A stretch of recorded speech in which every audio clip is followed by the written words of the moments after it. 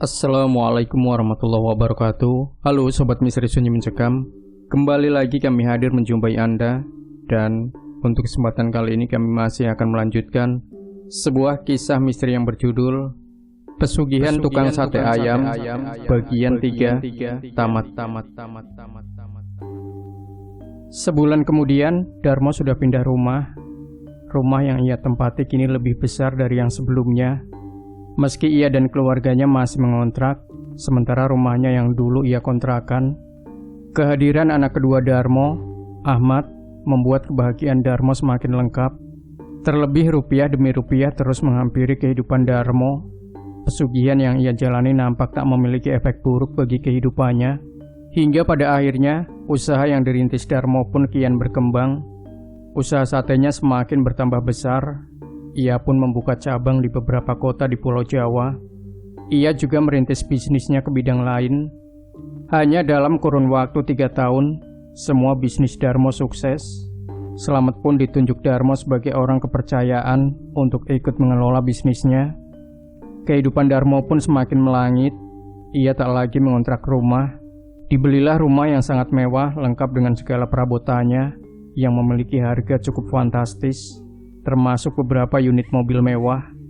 Dengan kehidupan bak pangeran Arab, Darmo seakan terbuai dengan kehidupan parlentenya. Ia bahkan melupakan akan perjanjian waktu itu.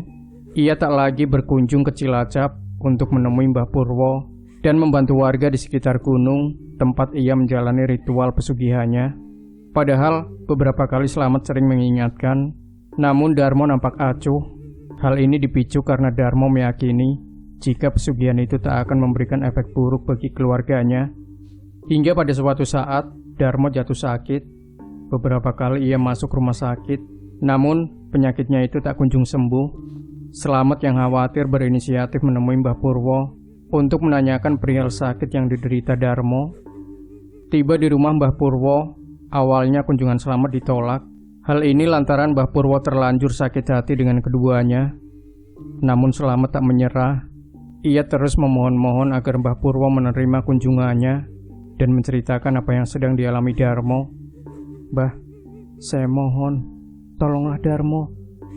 Saya tahu jika sakitnya ini karena kemungkinan Darmo melanggar perjanjian," kata Slamet. "Sudah tidak ada waktu lagi untuk memperbaikinya. Percuma," jawab Mbah Purwo. "Darmo harus bagaimana, Mbah? Kasihan teman saya. Tubuhnya kurus dan kesulitan berjalan," sambung Slamet. "Begini saja, sarankan temanmu untuk jujur kepada keluarganya. Jika tidak, maka peliharaan dia yang akan mengambil anggota keluarganya satu persatu," jawab Mbah Purwo. "Jadi akan ada tumbal, Mbah?" kata Slamet kebingungan. "Ya, begitulah. Perjanjian dia dengan peliharaannya untuk menyempurnakan tubuhnya tidak dia tepati, maka itu adalah konsekuensinya," kata Mbah Purwo. Slamet yang mendapatkan informasi itu akhirnya kembali menemui Darmo. Di kamarnya ia menceritakan agar Darmo segera memberitahu ihwal pesugihan yang ia jalani kepada seluruh anggota keluarga. Namun Darmo menolaknya. "Gak mungkin, Met. Apa kata Asih nanti? Tapi ini semua demi keluarga kamu, Mo. Kalau tidak, makhluk itu akan mengambil nyawa anak dan istrimu satu persatu." "Aku gak percaya, Mo, karena perjanjiannya tidak seperti itu. Anak dan istriku tidak aku tumbalkan." Darmo pun akhirnya jujur kepada Slamet. Ia mengatakan sejak 6 bulan ini, makhluk itu tak lagi mendapat jatah darah di hari Sabtu Kliwon. Hal ini lantaran ia tak bisa lagi mendapatkan darah di PMI. Sebab teman yang sebelumnya bekerja di PMI dipecat karena ketahuan sering mengeluarkan kantong darah tanpa prosedur yang jelas. Itu pun akibat ulah Darmo sendiri. Sejak saat itu memang makhluk itu sering menerorku. Tapi dia meminta darahku sendiri, bukan anak dan istriku. Jujur saja, Met, aku sering memberikan darahku sendiri kepada makhluk itu," kata Darmo. "Awalnya berjalan seperti biasa, tapi lama-kelamaan istriku curiga. Setiap aku keluar dari kamar itu, yaitu kamar khusus pemujaan, aku selalu terlihat pucat, dan istriku melarangku lagi memasuki kamar itu," sambung Darmo. "Istrimu tahu?" kata Slamet. Belum, tapi dia sudah mulai curiga karena hanya setiap Sabtu Kliwon aku masuk ke kamar itu, ucap Darmo. Darmo pun meminta Slamet agar mencari akal agar Slamet bisa mencari stok darah di PMI lain sehingga Darmo bisa terlepas dari teror makhluk itu.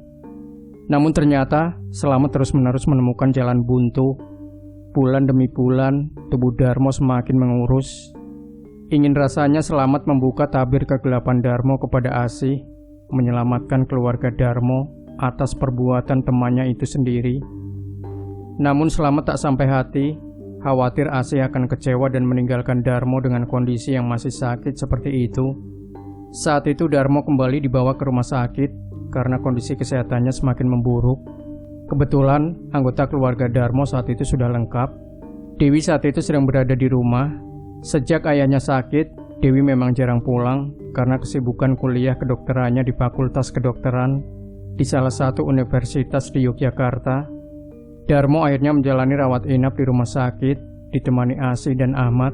Sementara Dewi diminta untuk menjaga rumah. Slamet pun diminta Asih mengantarkan Dewi untuk pulang ke rumah. Om Slamet, temani Dewi ya. Dewi takut om. Pinta Dewi saat menuju pulang ke rumah dengan Slamet menggunakan mobil milik Darmo. Loh, kenapa? Tumben, tanya Slamet. Pokoknya nanti Dewi cerita, kata Dewi. Slamet pun terheran. Sepengetahuannya, Dewi sendiri merupakan gadis yang pemberani. Ia pun merasa aneh saat Dewi memintanya untuk menemani di rumah. Padahal di rumahnya ada 2 asisten rumah tangga dan juga seorang satpam. Tiba di rumah, Dewi menceritakan alasan ketakutannya kepada Slamet. Sejak pulang ke rumah, Dewi merasa jika rumahnya kehadiran penunggu dari alam yang berbeda. Dewi mengatakan jika sering melihat sosok tinggi besar, setengah bugil, dengan rambut panjang compang-camping. Sosok itu sering mondar-mandir di ruang atas dekat kamar yang tak boleh ia masuki oleh ayahnya. Cerita itu membuat kaget Slamet. Tentu saja Slamet mengetahui sosok itu adalah siapa. Sebab beberapa tahun sebelumnya ia sempat bertemu saat mengantarkan Darmo menjalani ritual pesugihan. Mungkin itu cuma halusinasi kamu saja, Nduk, kata Slamet menenangkan Dewi. Terakhir Dewi lihat dia ada di ruang bawah saat Dewi nonton TV. Terus dia naik lewat tangga. Dewi buntutin tuh om. Ternyata dia masuk ke kamar yang bapak selalu melarang siapa saja memasukinya, ucap Dewi. Sudah hampir 4 hari Darmo dirawat di rumah sakit. Slamet kemudian meminta izin kepada Asih untuk membawa Siti, istrinya, menginap di rumah menemani Dewi. Sebab Slamet tak tega harus meninggalkan istrinya sendirian di rumah selama berhari-hari. Apalagi anak satu-satunya Slamet kerja di luar kota dan hanya sebulan sekali menyempatkan diri pulang ke rumah. Malam itu suasana di rumah Darmo cukup mencekam. Padahal dengan adanya 6 orang di rumah itu, rumah Darmo harusnya ramai. Tapi ini justru sebaliknya. Dewi, Slamet, dan Siti memutuskan untuk menonton TV bersama di ruang keluarga sambil berbincang-bincang ala kadarnya. Malam itu sekitar pukul 11, tiba-tiba pintu depan ada yang mengetuk. Tok tok tok. Dewi, bapak pulang. Kamu di dalam kan? Tolong bukain pintu. Sontak ketiganya yang tengah asik menonton TV kaget karena yang mereka dengar adalah suara Darmo. Om, bapak itu kok nggak ngasih kabar mau pulang sekarang? Kata Dewi. Tanpa berlama-lama, Dewi dan Darmo melangkah menuju pintu depan. Saat pintu dibuka, ternyata tak ada siapa-siapa. Dewi dan Slamet saling berpandangan dengan keheranan. Dewi akhirnya memanggil satpam yang ada di pos jaga, bermaksud menanyakan adakah seseorang atau tamu yang datang ke rumah. Namun dari jawaban satpam cukup mengejutkan. Nggak ada mbak, cuma memang tadi gerbang depan rumah sempat seperti ada yang menggeser. Saya juga aneh, padahal kan itu berat, kata Pak Satpam. Dewi dan Slamet kemudian memutuskan untuk menutup pintu rumah. Kembalilah mereka menuju ruang keluarga menghampiri Siti. Mana Kang Darmo pak? Tanya istrinya. Slamet tak membalasnya. Ia hanya mengedipkan mata kepada Siti sebagai syarat tertentu. Memang Siti sebelumnya sudah diceritakan mengenai ritual pesugihan yang dijalani oleh Darmo, termasuk alasan Darmo sakit selama ini. Dewi akhirnya membuka obrolan. meyakinkan Slamet jika rumah ini kini ada penghuni lainnya. Namun Slamet terus mencoba menenangkan Dewi, dan jika takut nanti saat tidur akan ditemani Siti. Namun pemandangan lain muncul. Dewi seketika melihat makhluk yang sebelumnya ia ceritakan dan tengah berjalan di luar rumah. Terlihat tepat di jendela yang hanya tertutup gorden transparan. "Om, itu dia Om," kata Dewi sambil menunjuk arah jendela. Seketika Slamet dan Siti menengok, dan mereka bertiga saat itu melihat makhluk itu dengan jelas. Siti kemudian membaca ayat-ayat suci Al-Quran yang ia hafal. Makhluk itu nampak berjalan ke arah halaman belakang rumah. Slamet yang penasaran akhirnya keluar rumah melalui pintu depan, lalu mengajak satpam untuk mengecek halaman belakang. Namun saat dicek, makhluk itu sudah tidak ada. Slamet kemudian memutuskan untuk kembali masuk ke dalam rumah. Saat akan masuk ke dalam rumah, tiba-tiba Slamet dikejutkan dengan suara Dewi dan Siti menjerit di dalam rumah. Sontak ia pun berlari. Tak disangka, makhluk itu kini berdiri membelakangi Dewi dan Siti dan berjalan menuju tangga rumah.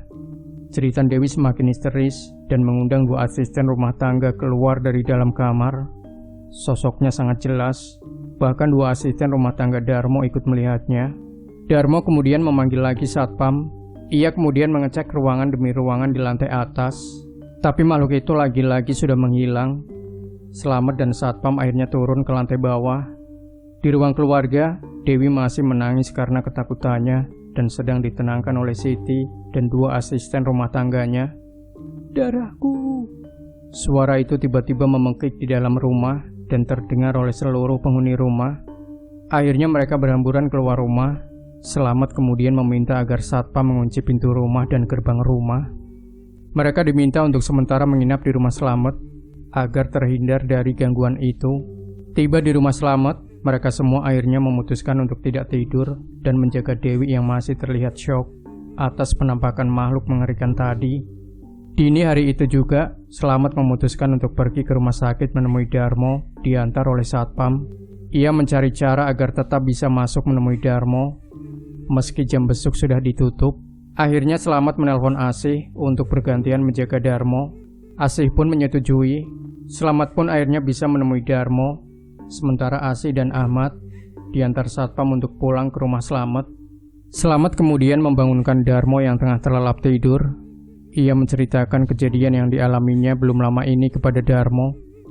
Ternyata esok hari adalah hari Sabtu Kliwon, di mana makhluk itu harus meminum darah sebagai syarat wajib yang sudah disetujui Darmo kala itu. Darmo pun berniat untuk pulang pada siang hari. Namun Slamet tak mengizinkan karena kondisinya belum pulih. Tapi Darmo mengkhawatirkan keluarganya. Ia takut jika makhluk itu nekat mengambil darah anak atau istrinya. Slamet pun bilang jika anak dan istri Darmo sudah diungsikan terlebih dulu ke rumahnya. Dengan begitu, Slamet meminta agar Darmo tak perlu mengkhawatirkannya. Maka dari itu, Darmo akhirnya tetap menuruti permintaan Slamet untuk melanjutkan perawatannya di rumah sakit. Tapi perjanjian adalah perjanjian. Makhluk itu tetap mencari Darmo. Tepat di hari Sabtu Kliwon, makhluk itu datang menemui Darmo di rumah sakit. Ia menagih janji Darmo. Darmo pun mengirimkan SMS kepada Slamet yang tengah mencari makan untuk segera pulang ke rumah. "Met, tolong kamu pulang sekarang ke rumah. Jaga anak-anak dan Asih. Makhluk ini sudah di sini," tulis Darmo dalam SMS-nya. Mendapat SMS itu, Slamet akhirnya lari menuju ruangan di mana Darmo dirawat. Tiba saat akan membuka pintu, Slamet melihat makhluk itu sedang berdiri di samping Darmo. Darmo dan makhluk itu seperti sedang berbicara. Tiba-tiba makhluk itu melihat ke arah Slamet. "Pulang, Met, pulang sekarang." Dengan nada tinggi Darmo meminta Slamet segera pulang. Tanpa pikir lama, Slamet akhirnya pulang ke rumah. Ia meminta agar seluruh orang yang ada di rumahnya berkumpul dan mendoakan Darmo. Asih pun bertanya-tanya dengan sikap Slamet. Apalagi ia pulang ke rumah dengan meninggalkan Darmo sendirian di rumah sakit. "Ada apa ini Mas Slamet? Mas Darmo kenapa? Kok ditinggal sendiri?" tanya Asih dengan panik.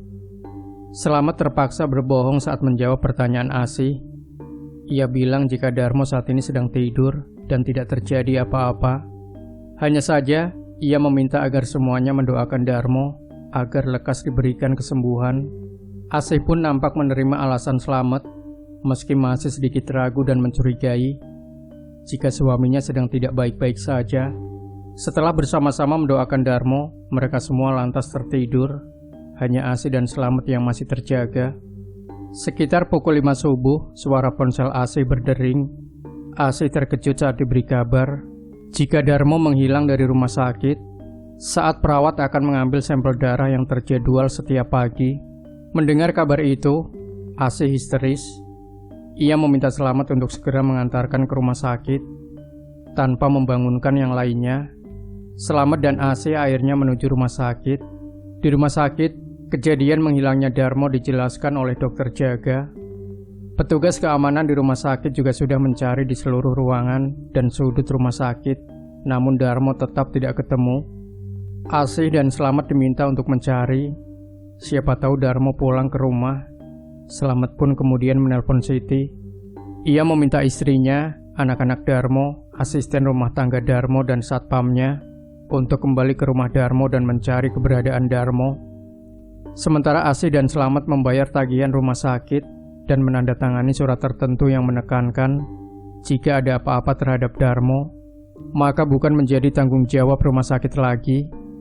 Hingga Asih dan Slamet pulang, Darmo pun tak kunjung ditemukan.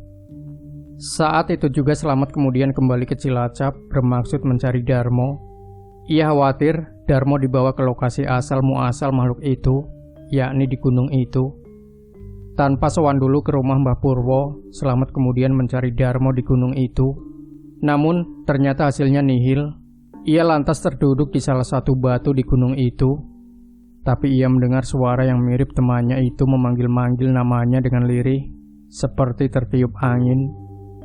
"Mat, tolong aku, Mat." Slamet yang mendengar itu kemudian berteriak-teriak memanggil nama Darmo. Tapi tetap saja Darmo tidak muncul juga.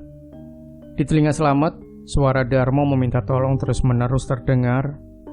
Hingga pada akhirnya, ia baru teringat jika saat mengantarkan Darmo melakukan ritual pertapaan beberapa tahun lalu, ada banyak makhluk tak kasat mata yang memberikan syarat jika Darmo akan menjadi salah satu penghuni di gunung itu. "Temanmu tidak bisa pulang. Temanmu tidak bisa pulang." Itu yang terngiang-ngiang dalam benak Slamet.